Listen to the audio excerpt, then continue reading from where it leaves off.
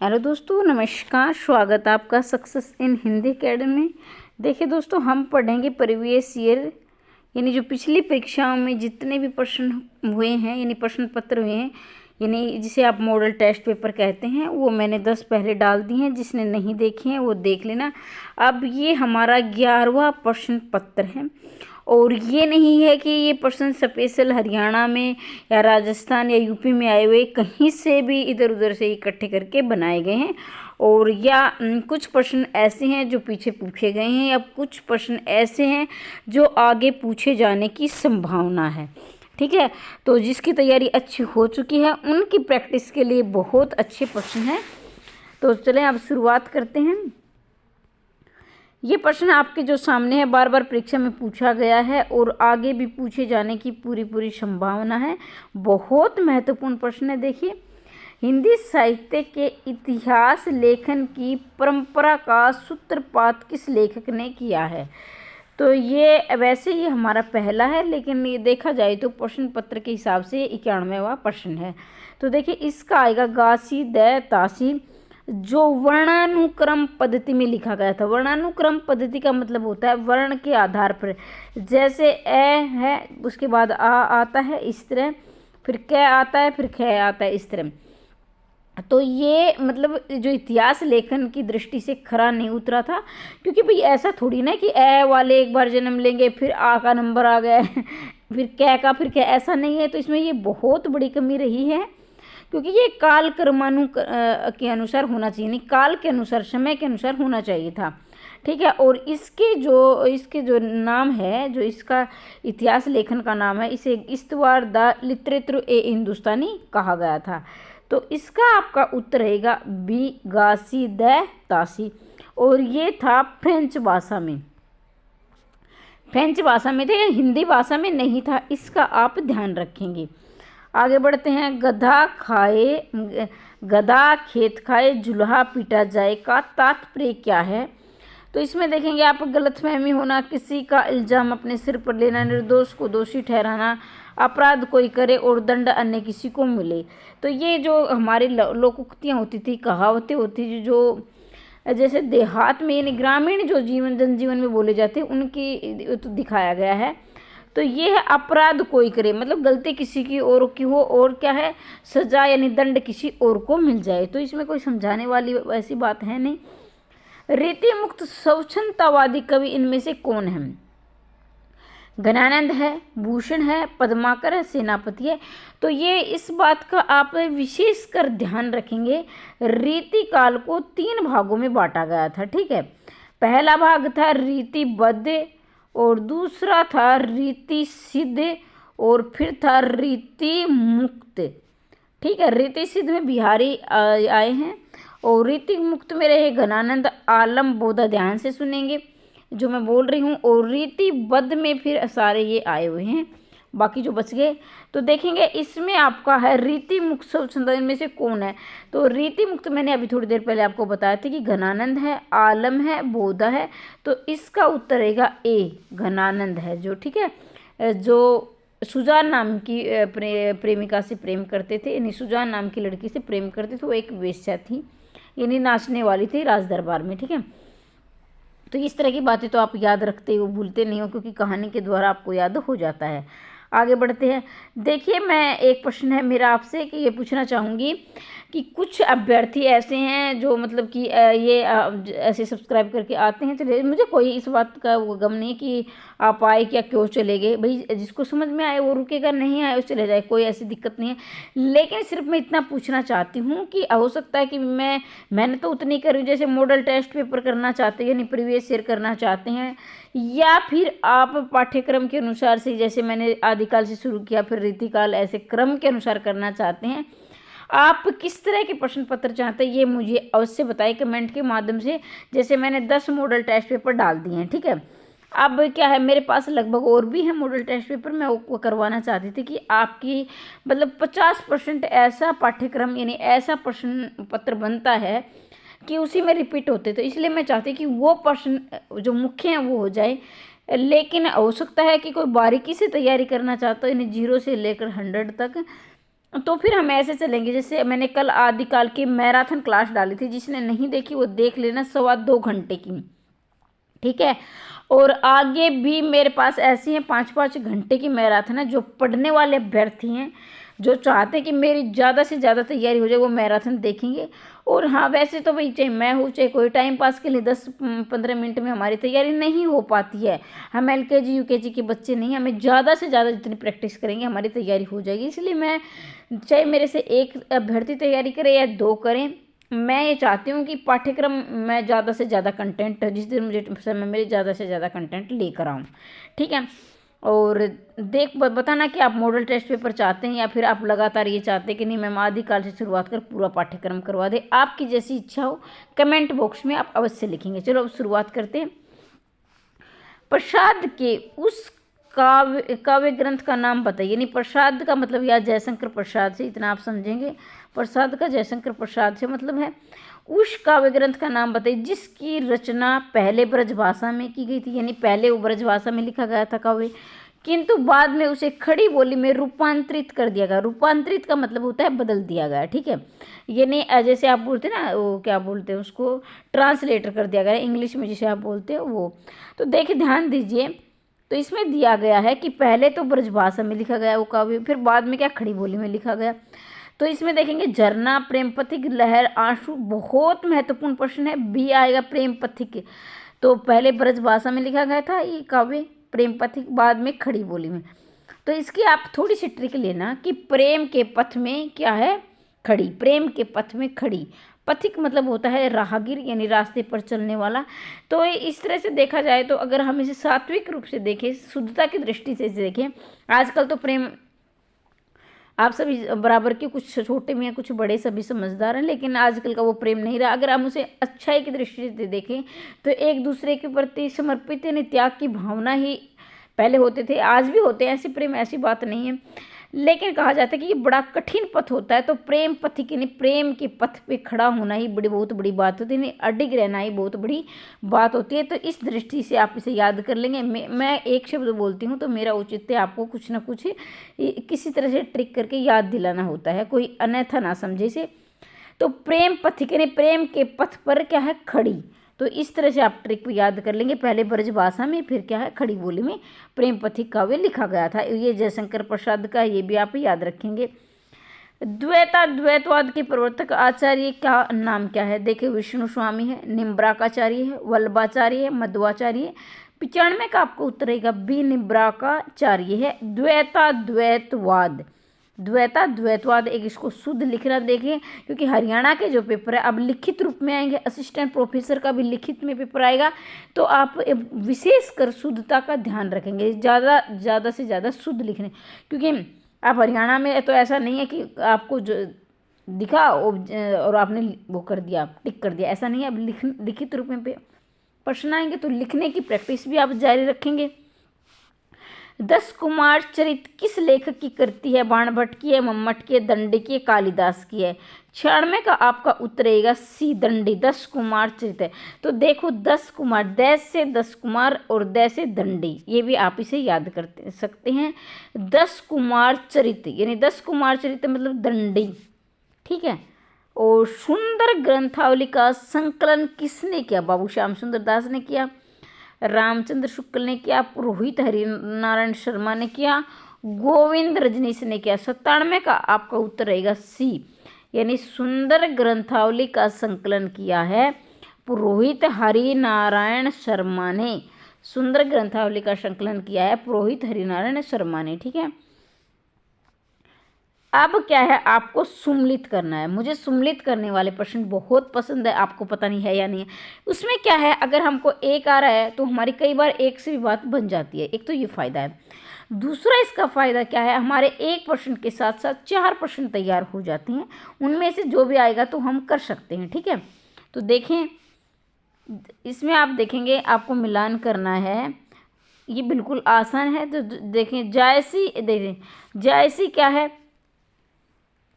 जैसे आप करेंगे पद्मावत, कुतुबन रहेंगे मर्गावती, मंजन क्या है मधुमालती, और मुल्ला दाऊद क्या है चंदायन है।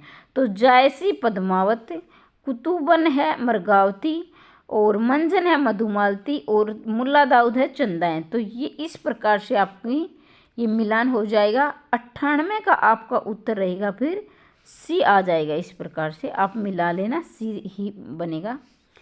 योगरूढ़ शब्द है, देखिए योगरूढ़ ये शब्द होते हैं जो 3 भागों में बांटे गए, जिसमें से क्या है, रूढ़ है, यौगिक है और योगरूढ़ है। योगरूढ़ शब्द वो होते हैं, जितने भी बहुव्रीहि समास के उदाहरण हैं सारे योगरूढ़ में जाएंगे। जितने भी बहुव्रीहि समास के उदाहरण है, जैसे पंकज है या फिर क्या है आपका पीताम्बर है, नीलांबर है, ये सारे योगरूढ़ के बहुव्रीहि समास के जितने उदाहरण हैं ये योगरूढ़ से। यौगिक शब्द जैसे तत्पुरुष समास के उदाहरण है, जैसे विद्यालय, शिवालय, इस प्रकार के यौगिक जो शब्द हैं वो जो तत्पुरुष समास के जितने उदाहरण हैं ये यौगिक में आएंगे। रूढ़ शब्द वो होते हैं जिनके टुकड़े करने पर कोई अर्थ नहीं होता, इन्हें अपने आप में स्वतंत्र होते हैं। जैसे मैंने लिखा कमल, ठीक है, अब मैं क्या इसके टुकड़े कर रही हूँ, कम। अब क्या है, अब इसका तो है कम मतलब थोड़ा, लेकिन इस लय का तो कोई अर्थ नहीं है। उसी तरह से आप इसमें अगर ये देखेंगे, जैसे इधर मैंने कमल को इधर तोड़ा तो ठीक है, यहाँ मल बच गया। मल मतलब होता है मैल, यानी कचरा, जो भी कूड़ा कचरा जिसे आप मैल, ठीक है। लेकिन क्या है, इसका तो कोई अर्थ नहीं है, इसका तो क्या है, कोई एक क्या होगा। तो इस प्रकार के जो शब्द खास कर ये 2 या 3 के जो वर्ण के जो शब्द होते हैं उन्हें रूढ़ कहते हैं। निम्नांकित में से योगरूढ़ शब्द है, विशाल्य है, पुष्प है, कुमुदनी है, पंकज है। तो 99 का आपका उत्तर रहेगा आपका डी। ये मैं पहले ही बता चुकी हूँ। पंकज क्या है, योगरूढ़ में आएगा। बहुव्रीहि समास के जितने उदाहरण हैं सारे योगरूढ़ में ही आएंगे। अब आ जाए, मान ले अब ये पूछ लिया जाता है विशाल्य क्या है, तो ये क्या है, यौगिक शब्द है, ठीक है। अब पुष्प क्या है, ये रूढ़ शब्द है, ठीक है। बहती गंगा में हाथ धोना का सही अर्थ क्या है, चातुर्वर्ती से काम निकालना, अपना काम निकालना, पुण्य का कार्य करना, अवसर का लाभ उठाना। तो 100 का आपका उत्तर रहेगा डी, अवसर का। बहती गंगा में हाथ धोना मतलब अवसर का लाभ उठाना, यानी मौका पाकर अपना काम निकाल लेना, अवसर का लाभ उठाना, ठीक है। अब मान लीजिए अब हरियाणा में पीजीटी की वैकेंसी आई थी, ठीक है, तो आपके घर वाले अब तो मौका है, अभी वैकेंसी का इंतजार करते, वैकेंसी नहीं आती है, अब आगे बहती गंगा में हाथ धो लो, मतलब अवसर का लाभ उठा लो। अब वैकेंसी आई है तो अपनी तैयारी जोरों शोरों से शुरू कर दो ताकि आपकी एक सीट पक्की हो जाए, ठीक है। वो आचार्य भरत ने किस रस को नाट्य प्रयोग में स्वीकार नहीं किया। आचार्य भरत ने किस रस को नाट्य प्रयोग में स्वीकार नहीं किया, शांत रस, करुण रस, भयानक रस, अद्भुत रस, ठीक है। तो 101 का आपका उत्तर रहेगा ए। तो पहली बात तो ये है कि जो रस का सर्वप्रथम वर्णन किया गया था ये नाट्य, भरत मुनि की जो पुस्तक थी नाट्य शास्त्र भरत मुनि की जो पुस्तक थी, सबसे पहले रस का वर्णन आपको वहाँ मिलेगा, वहाँ से रस की शुरुआत होती है, ठीक है। अब क्या है, किसी ने रसों की संख्या 9 मानी है, किसी ने 11 मानी है, लेकिन जो रस के जो स्थायी भाव है उसके अनुसार देखा जाए तो रसों की संख्या भरत मुनि के अनुसार, मैं बात कर रही हूँ भरत मुनि के अनुसार 8 रस माने गए हैं। कितने, 8 रस माने गए, जिसमें से भरत मुनि ने शांत रस को क्या है, रस नहीं माना है। इस बात का विशेषकर ध्यान रखेंगे, ठीक है। अगर आपको स्पीड से लग रहा है या धीरे लग रहा है तो एक फीचर होता है इसमें, जिसमें से आप तेज़ भी कर सकते हैं, 2 पर आप बहुत तेज़ कर सकते हो, कम भी कर सकते हो अपनी सुविधा के अनुसार। लेकिन बहुत सारे अभ्यर्थी ऐसे जिनकी तैयारी अच्छी है, तो इसलिए मैं फटाफट करवा रही हूँ, उनको बोरिंग फील ना हो कि मैम तो ये तो बिल्कुल आसान प्रश्न है और इन्हीं में समय ले रही है। अंत्य शब्द का सही अर्थ क्या है, जो जन्म से अपंग है, जो जन्म के उपरांत त्याग दिया गया है। 102 103 में हम आगे बढ़ते हैं।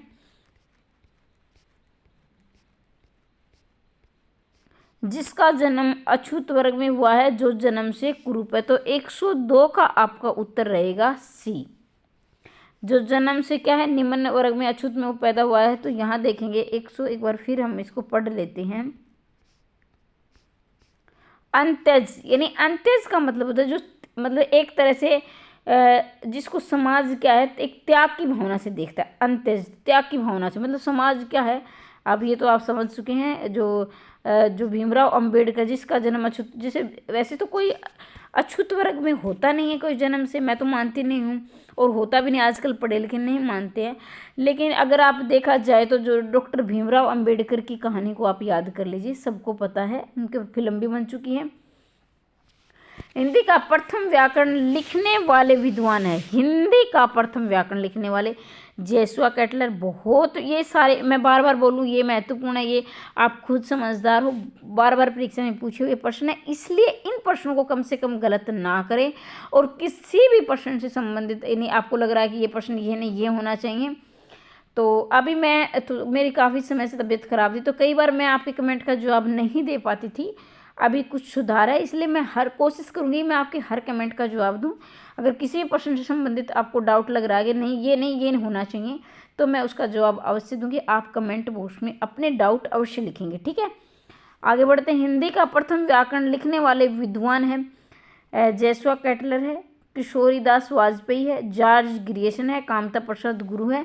तो 103 का रहेगा ए, जोशुआ केटलर है। ये जेसुआ भी मिल सकता है, जोशुआ भी मिल सकता है, तो इसमें नाम में आप गलती ना निकालें कि मैम ये तो जेसुआ नहीं, आप जोशुआ बोल रही हो। तो इस तरह के नाम अक्सर, और जो इंग्लिश वाले नाम होते हैं उनमें तो गड़बड़ मिलती है। तो हिंदी का प्रथम व्याकरण लिखने वाले विद्वान थे जोशुआ केटलर। तो देखो भाई, ये एक मेरे पास एक कमेंट आया था कि मैम ये कहाँ लगेगा, ये कहाँ लगेगा। अब मैं अपनी आदत से लाचार होती हूँ कि मैं साहित्य पढ़ाते पढ़ाते व्याकरण में घुस जाती हूँ, और व्याकरण पढ़ाते पढ़ाते मैं साहित्य में घुस जाती हूँ। इस तरह से मेरी अदला बदली होती रहती है। तो ध्यान रखेंगे, देखो ये जो बिंदु आया है ये कहाँ प्रयोग होता है, ध्यान से सुनेंगे। ये बहुवचन में प्रयोग होता है, और हरियाणा वाले खासकर, क्योंकि उनको क्या, वैसे तो सबके लिए ज़रूरी है, ये नॉलेज होने अच्छी बात है, लेकिन हरियाणा में इसलिए बोल रही हूँ क्योंकि वहाँ लिखित पेपर होता है।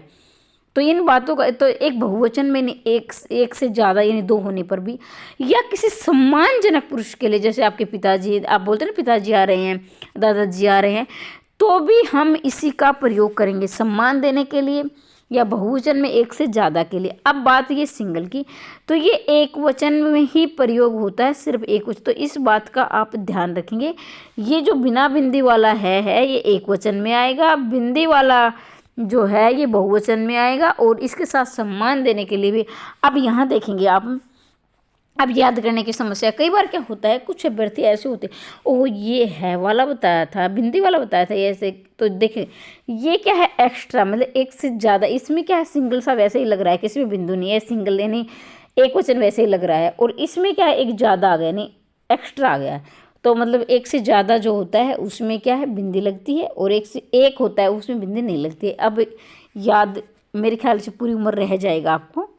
तो यहाँ आपके मन में सवाल होगा, हिंदी का प्रथम व्याकरण लिखने वाले विद्वान थे। भाई लिखने वाला तो एक था, लेकिन लिखने वाले किस लिए, क्योंकि वो सम्मानजनक पुरुष है, इसलिए लिखने वाले बोला गया है। तो इसलिए यहाँ है आया है। वैसे एक पुरुष है यानी जोशुआ केटलर एक है, लेकिन सम्मान के लिए आप बिंदी लगाई है। अगर यह सामान्य पुरुष का जिक्र होता तो यहाँ सिंगल ये ही मिलता, बिंदी नहीं मिलती, ठीक है। बहुत महत्वपूर्ण बात बताइए, ध्यान से सुन लेना और अपनी ज़िंदगी में इसे उतार भी लेना। हंस का संपादन किया है प्रेमचंद ने, अमृत राव ने, शिवदान सिंह चौहान ने। हंस का संपादन किया है 104 का आपका रहेगा डी। अब आपके मन में सवाल, नहीं प्रेमचंद ने किया है, कोई बोलेगा नहीं अमृत राव ने किया। तो भाई देखो धीरे, जैसे कहा ना, एक पत्रिका, मान ली प्रेमचंद का देहांत हो गया तो उसके बाद अमृत राव का नंबर आया, फिर शिवदान सिंह। तो इस तरह से देखा जाए तो जैसे आजकल जो पत्रिका आ रही हैं, जो पत्र आ रहे हैं, अब ये नहीं किसी का देहांत हो गया तो वो बंद हो जाती है, क्योंकि उसका तो कार्यभार और कोई संभालेगा। जैसे हमारे परिवार में होता है कि हमारे दादाजी परिवार के मुखिया होते हैं। मान लीजिए ऐसा किसी के, सबके दादाजी जिंदा रहें, तो ऐसा नहीं कि मैं उल्टी सोच रही, लेकिन बता रही हूँ कि जैसे हमारे दादाजी का देहांत हो जाए तो हमारे जो मुखिया होते हैं, हमारे पापा जी या हमारे ताऊ जी बन जाते हैं, उनके ऊपर अपने क्या परिवार का भार आ जाता है, वो मुखिया बन जाते हैं। तो इसी तरह से हंस के संपादन ये सारे रहे हैं, प्रेमचंद भी रहे हैं, अमृत राव भी रहे हैं, शिवदान सिंह चौहान भी रहे हैं। राघव चेतन का उल्लेख किस प्रेमाख्यान ग्रंथ में है? राघव चेतन पद्मावत में है, मरघावती में है, हंस जवाहर में है, मधुमालती में। तो 105 का आपका रहेगा सी, हंस जवाहर क्या है, राघव चेतन का उल्लेख किस प्रेमाख्यान ग्रंथ में हुआ है? तो हंस जवाहर में हुआ है। वैसे अगर इसी प्रश्न में आपको अगर कोई डाउट है कमेंट बॉक्स में, मुझे भी लग रहा है, तो मैं ये देखकर आपको बता दूंगी, ठीक है। तो अगर आपका ये ठीक भी हो, किसी ने अच्छी प्रकार से इसको पढ़ा है तो वो कमेंट करके बता देना, ठीक है। नहीं मैं कल अवश्य इसका डाउट क्लियर कर दूंगी। मैथिली हिंदी में रचित गद्य का नाम बताइए। मैथिली हिंदी में रचित गद्य रचना का नाम है वर्ण रत्नाकर, राहुल वेल, प्राकृत, पेंगलम पदावली। तो 106 का रहेगा ए वर्ण रत्नाकर। मैथिली हिंदी में रचित गद्य रचना का नाम है वर्ण रत्नाकर, यानी जो वर्ण रत्नाकर की जो भाषा थी वो थी मैथिली। और ये क्या है, गद्य रचना। गद्य का मतलब होता है जैसे कहानी है, नाटक है, उपन्यास है। और पद्य का मतलब होता है जिसमें सिर्फ कविता ही लिखी जाती हैं, ठीक है। तो इस बात का ध्यान रखेंगे। जयशंकर प्रसाद की अंतिम कृति में कौन सी है? आंसू है, झरना है, लहर, कामिनी। तो ये तो बिल्कुल आसान है, कामिनी है। कामिनी जयशंकर प्रसाद की अंतिम कृति है और ये 1935 में लिखी गई थी। और क्या है, ये महाकाव्य है, ठीक है। और इसे त्रासदी काव्य भी बोला गया है, त्रासदी काव्य, ठीक है। ये भी याद रखेंगे, इसे त्रासदी काव्य बोला गया है। उच्चारण स्थान की दृष्टि से तय, थ, द, दैन का वर्ण कहाँ क्या कहलाते हैं? मतलब तय, थ, द, दैन ये वर्ण है क्या, उच्चारण की दृष्टि से क्या कहलाते हैं? कंठे कहलाते हैं, तालवे कहलाते हैं, मूर्धन्य कहलाते हैं, दंते कहलाते हैं। 108 का रहेगा आपका सी दंते। देखो तय, थ, द, धन, जैसे हम इसका उच्चारण कर रहे हैं तो हमारे दांतों के बीच से हवा निकल रही है, यानी दांतों से स्पर्श करती हवा बाहर आ रही है, तो इसे दंते। और है ना, बहुत सारे अभ्यर्थी है ना, उनको मतलब ऐसे तो ये रटा गया है, सबको याद है, लेकिन हो सकता है कुछ अभ्यर्थी अभी पहली बार शुरुआत करें तैयारी कि तो कुछ लॉजिक ले लिया करो आप। मैं तो ले लेती हूँ। जैसे मान लीजिए इसमें तय वाले में तय आया है, इधर दंते में भी तय आ रहा है, ठीक है। और देखो यहाँ भी दय आया है, यहाँ भी दय आया है, तो इस तरह से भी आप याद कर सकते हैं, ठीक है। कंठे में क्या है, जैसे कंठ से होती है, जैसे इसमें ज़्यादातर ए कह वाले हो जाते हैं, एक वाले। तालवे का आप करेंगे, तालवे ईचियस, तालवे का सूत्र है ईचियस। दंते का होगा दंते, दंते का है तलस। जैसे तय वाले लाइन और ल और श, ये सड़क वाला से। मूर्धन्य है रीटरस, रीटरस। इसमें क्या है, जैसे षटकोण वाला से है, इसमें मूर्धन्य में आ जाएगा, ठीक है। तो यहाँ आपका उत्तर रहेगा सी दंते। गंग कवि का जन्म स्थान है, गंग कवि है आगरा है, प्रयाग है, इटावा, गंगापुर नगर है। तो ये कवियों के जन्म स्थान भी काफ़ी बार पूछे गए, नहीं भी आप ध्यान से पढ़ेंगे। 109 का आपका उत्तर रहेगा सी इटावा, गंग का है इटावा। आगे बढ़ते हैं। जिसका जन्म पहले हुआ हो, वाक्य के लिए एक उपयुक्त शब्द क्या है, यानी जिसका जन्म पहले हुआ हो। अग्रज है, ज्येष्ठ है, वरिष्ठ है, श्रेष्ठ है। 110 का आपका उत्तर रहेगा अग्रज, यानी जो पहले जन्मा गया उसे अग्रज बोलते हैं, ठीक है। और जो बाद में जन्मा जाता है, जन्मा गया है, उसे अनुज बोलते हैं। और जन्मी गई है तो अनुजा हो जाएगा, यानी आ का डंडा और लग जाएगा, जिसको डंडा ही बोलेंगे, ठीक है। चिरगांव किस कवि का जन्म स्थान है? अब ये देखो 2 प्रश्न लगातार आ गए जन्म स्थान वाले। माखनलाल चतुर्वेदी, मैथिली शरण गुप्त, सुभद्रा कुमारी चौहान, सुमित्रा नंदन पंत। 111 का आपका रहेगा बी, चिरगांव मैथिली शरण गुप्त का जन्म स्थान है, ठीक है। भारतेंदु युग के अब इनकी जन्म और मृत्यु और बताइए। ये 1900 में इनका क्या जन्म हुआ था और 1977 में इनकी मृत्यु हुई थी, मैथिली शरण गुप्त की। भारतेंदु युग के नाटककार हैं श्रीनिवास दास हैं, प्रसाद है, हरिकृष्ण प्रेमी है, वृंदावन लाल वर्मा है। तो भारतेंदु युग के नाटककार देखने हैं आपको। 112 का आपका उत्तर रहेगा ए रहेगा। ये है भारतेंदु के नाटककार श्रीनिवास दास। और क्या है, परीक्षा गुरु इनका महत्वपूर्ण और क्या है महत्वपूर्ण उपन्यास परीक्षा गुरु श्रीनिवास दास। अब इसकी ट्रिक है, परीक्षा गुरु यानी परीक्षा किस पे होगी, निवास स्थान पर ही होगी, याद रखें। जैसे हम परीक्षा देने के लिए जाते हैं ना, जैसे भाई हमारी जहाँ दिल्ली आ गई, गुड़गांव आ गई, या गुरु कहीं और बाहर आती है, तो इसीलिए, लेकिन आपकी परीक्षा क्या होगी, निवास स्थान पर ही होगी। तो ऐसे ट्रिक से आप याद कर सकते हैं। मोरे सम मोहि कुठावे कछुआ धर्म निबंध के लेखक क्या है, बाबू गुलाब राय है, बाल मुकुंद गुप्ता, चंद्र शर्मा गुलेरिया, सरदार पूर्ण सिंह है।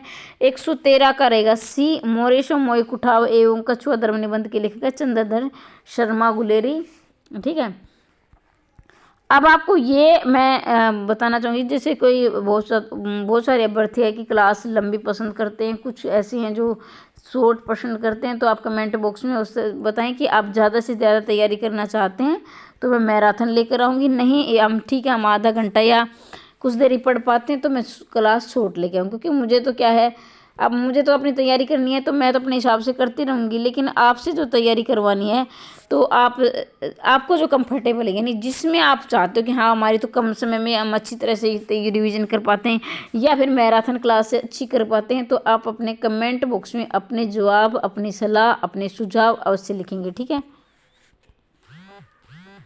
चिंता एक है खालिस्तान, वाक्यांश में रिक्त स्थान की पूर्ति हेतु सही शब्द है। अब 114 का आपका उत्तर रहेगा रोग है, कष्ट है, व्याधि है, आदि है, तो रहेगा आदि।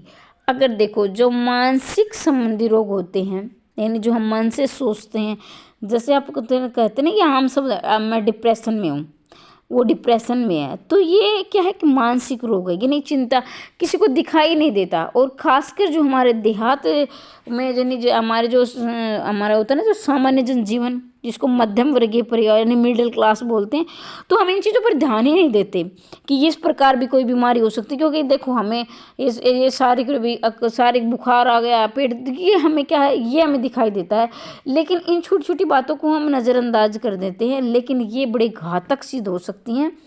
ठीक है, तो चिंता एक क्या है, आदि है। अगर यहाँ होता कि कुछ भी बीमारी होती जो जैसे हो सकता है कैंसर है या फिर क्या है टीबी है, तो ये सब रोग व्याधि में आते हैं, नहीं ये क्या है शरीर संबंधी होते हैं।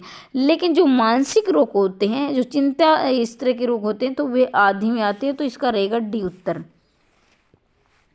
निम्नलिखित शब्दों में योग रूढ़ शब्द कौन सा है? चक्रपाणी है, पाठशाला है, उपचार है, अभिव्यक्ति है।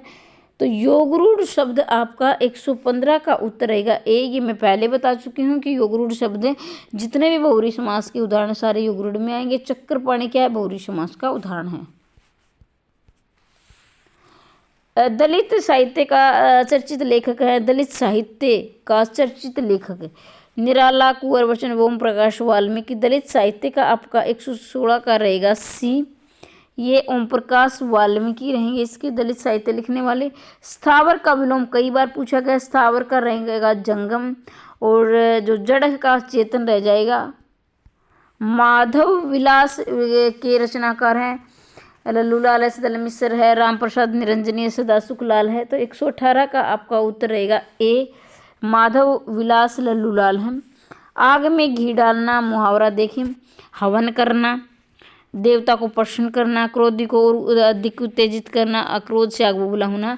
आग में घी डालने का मतलब होता है क्रोधी को और उत्तेजित करना। ऑप्शन नंबर इसका रहेगा आपका सी, इसका उत्तर हो जाएगा। देखो अगर आप भाई बहुत सारे मुहावरे होते हैं, सभी तो हम रटने से रहे, मतलब कितने याद करेंगे। लेकिन मैं एक आपको ट्रिक बताती हूँ। पहली बात ट्रिक तो ये है कि ये रहेगी आपकी 95%, हो सकता है इधर उधर हो जाए।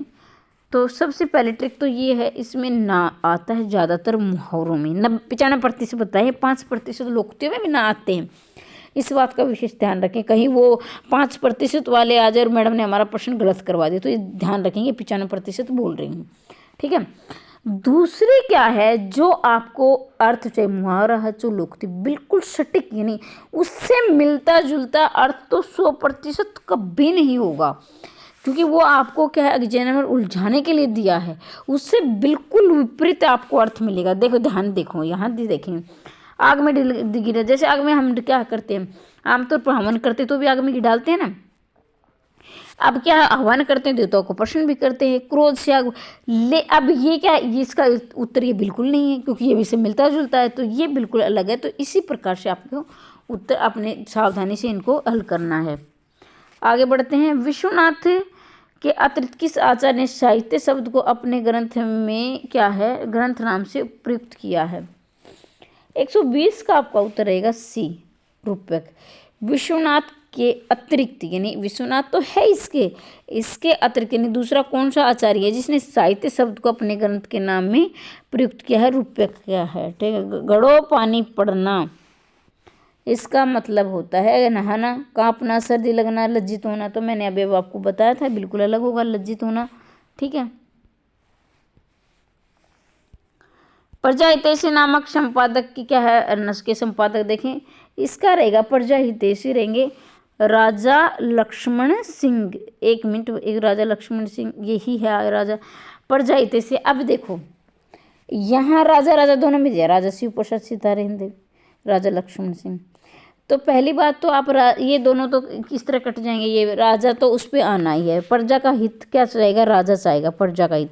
तो जिसमें राजा नहीं है सबसे पहले तो उसको काट दो।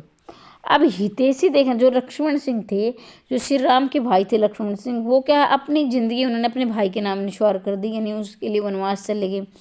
अपनी भाभी सीता का भी उन्होंने बहुत अच्छा ख्याल रखा, माँ के समान। ठीक है, तो फिर क्या है, जब वनवास काट कर आए तो उन्होंने अपनी प्रजा का भी ध्यान रखा। ठीक है, तो प्रजा हितैषी राजा लक्ष्मण सिंह ही रहेंगे। ठीक है, सूफी मत में वर्णित साधक की 4 अवस्थाएं, शरीयत, तरीकत, मारिफत, हकीकत की अवस्थाओं को सही क्रम में लगाना, ये काफ़ी बार पूछा गया है। 123 का आपका उत्तर रहेगा सी रहेगा आपका। पहले आचरण है, शरीयत मतलब आचरण, तरीकत मतलब उपासना, मारिफत मतलब सत्यबोध, और हकीकत, एक मिनट, 123 का आपका रहे जैसे आचरण है, उपासना है, सत्यबोध है, एक थोड़ा सा इसको देख लेते हैं, हाँ यहाँ से, और फिर क्या है, सिद्धावस्था है। तो सी आपका इसका सही उत्तर रहेगा 123 का सी। अब देखें कैसे हल करना है, एक सेकंड, यहाँ सी रहेगा इसका उत्तर, सी आएगा। तो देखो क्या है, शरीयत और तरीकत। शरीर से हम क्या आचरण करते हैं, ठीक है, शरीर से हम क्या करते हैं, आचरण करते हैं।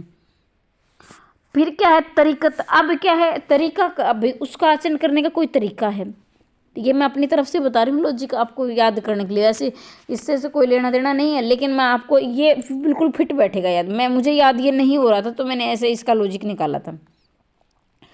तरीकत, अब क्या है, कुछ तरीका ढूंढो भाई। अब शरीर से आचरण करना है, मान लीजिए किसी को आप नमस्ते बोल रहे हो, तो ये क्या है, हमारा आचरण है भाई, मैं अच्छा आचरण है। तो अब क्या है, आप उसको नमस्ते बोलोगे तो मुंह का प्रयोग करके नमस्ते अंकल कुछ भी बोलो, या फिर हाथ उठाओगे, तो ये क्या है, आपका एक तरीका है। तरीका तो मतलब उपासना, ठीक है, उपासना कर रहे हो। अब मारिफत, अब क्या है, सत्यबोध। अगर आपके मन में उनके प्रति सच्ची श्रद्धा है, प्रेम है, तो ये आप करोगे ना सत्यबोध, यानी सत्य का बोध कर, बोध मतलब समझना होता है। और फिर क्या है, हकीकत है। और हकीकत क्या है, आज हकीकत मतलब वास्तविकता से।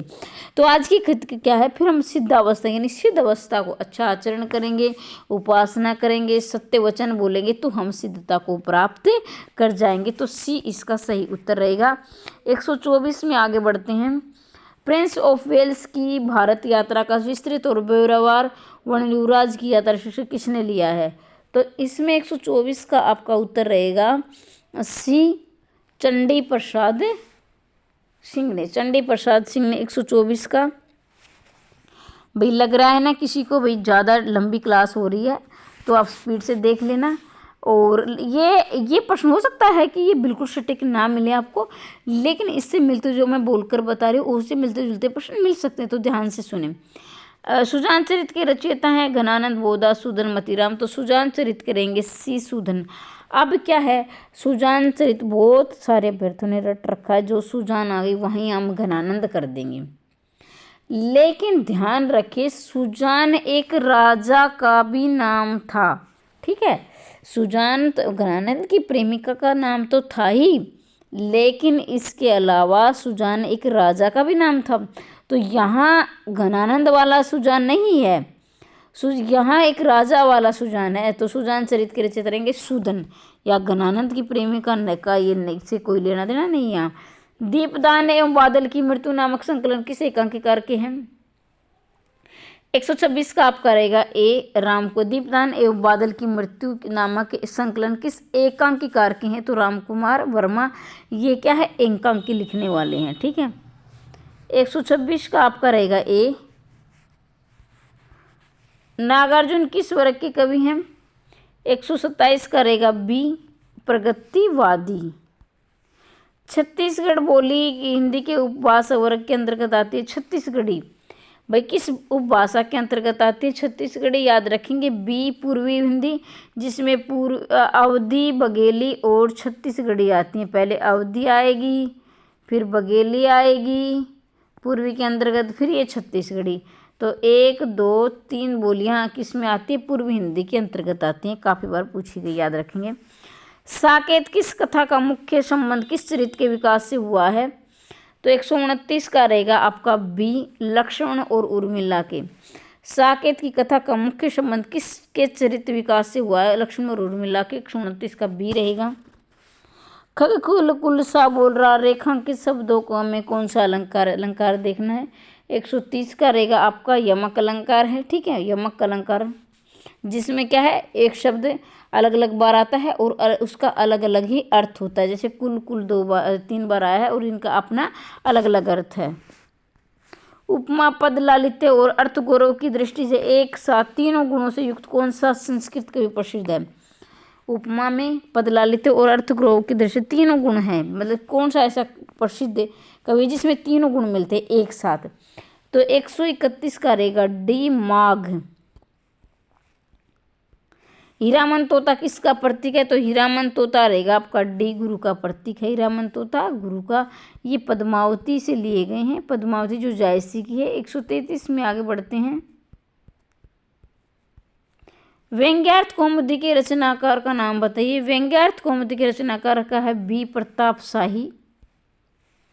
प्रभु जी तुम चंदन हम पानी, अंग बास समानी, किस जाकी अंग बास समानी पंक्ति किस संत कवि की है? तो ये रहेंगे आपकी डी, रैदास की है। तो ठीक है, प्रभु जी तुम चंदन हम पानी, जाकी अंग बास समानी, रैदास की पंक्तियां हैं। निम्नलिखित रचनाओं में कौन सी ऐसी पुस्तक है जो भारत पाकिस्तान विभाजन को लेकर नहीं लिखी गई है? मतलब नहीं लिखी गई है, ध्यान रखेंगे। तो 3 ऐसी हैं जो लिखी गई हैं, एक ऐसी है जो नहीं लिखी गई है। 135 का डी, राग दरबारी। ये श्रीलाल शुक्ल की रचना है। किसकी है? श्रीलाल शुक्ल की है। काफ़ी बार पूछा गया है। तमस, आधा गांव, कितने पाकिस्तान, कमलेश्वर की रचना है तमस और ये आधा गांव। ये सारी तीनों की तीनों भारत पाक विभाजन पर लिखी गई हैं, लेकिन राग दरबारी रचना इनकी नहीं लिखी गई है, श्रीलाल शुक्ल की है। तो इसका उत्तर रहेगा डी। रमण्यार्थ प्रतिपादक काव्य के प्रवर्तक हैं। 136 का रहेगा बी, पंडित जगन्नाथ। काफ़ी बार पूछे गए हैं प्रश्न, ध्यान रखेंगे, याद रखेंगे। निम्नलिखित में से कौन सा शब्द कमल का पर्यायवाची नहीं है? तो देखें, पर सरोज, पंकज, जलद, जलजात। तो 137 का आपका उत्तर रहेगा बी। जलद किसका है? तो ये बादल का पर्यायवाची है, बादल का। ठीक है। जयशंकर प्रसाद की करुणालय का नाट्य रूप है। तो देखिए ये क्या है, एक सेकंड भाई।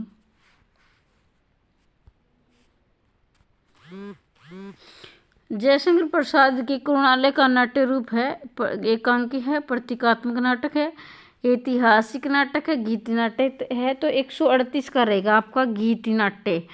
गीति नाट्य का मतलब होता है जैसे ना हम गीत गाते हैं लय और धुन, यानी जिसे लय के द्वारा गाया जाता है। करुणालय क्या है? लय आत्मक नाटक है। ऐतिहासिक नाटक वो होते हैं जो इतिहास, जैसे जयशंकर प्रसाद के नाटक हैं ज़्यादातर ऐतिहासिक नाटक है, उनमें इतिहास से संबंधित राजाओं महाराजाओं की कहानियों से संबंधित होते हैं। ठीक है। उसने कहा था मुख्य पात्र का नाम क्या है? उसने कहा था, ये चंद्रधर शर्मा गुलेरी की रचना है।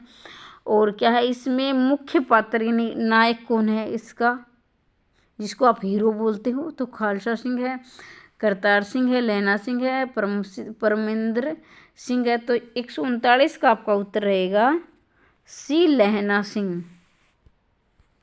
हल्दीघाटी वीर